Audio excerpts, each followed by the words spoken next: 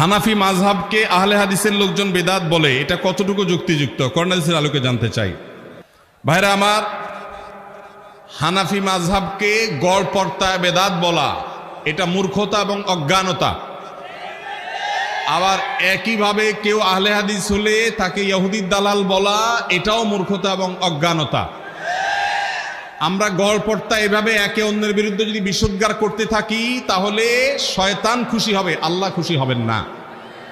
আমরা কোরআন এবং হাদিসের আলোকে জীবন যাপন করব, আমল করব, অন্য ভাইয়ের কোনো ভুল থাকলে সেটাকে সংশোধন করার চেষ্টা করব, কিন্তু কোনো অবস্থাতে ব্লেম গেম এভাবে একে অন্যকে দোষারোপ করার যে কালচার সেটাতে আমরা গামা খাবো না। আল্লাহ আমাদেরকে হেদায়েত দান করুন।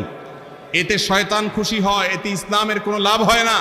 আল্লাহর ওয়াস্তে নিজের আদর্শ প্রচার করতে গিয়ে আরেকজনকে আঘাত করা, তাচ্ছিল্য করা, তাকে ইসলাম থেকে খারিজ করে দেওয়া এবং ঢালাওভাবে গড়পড়তা এভাবে ফতোয়া দেওয়া, এটা মূর্খতা ছাড়া আর কিচ্ছু নয়। আল্লাহ আমাদেরকে হেদায়েত দান করুন।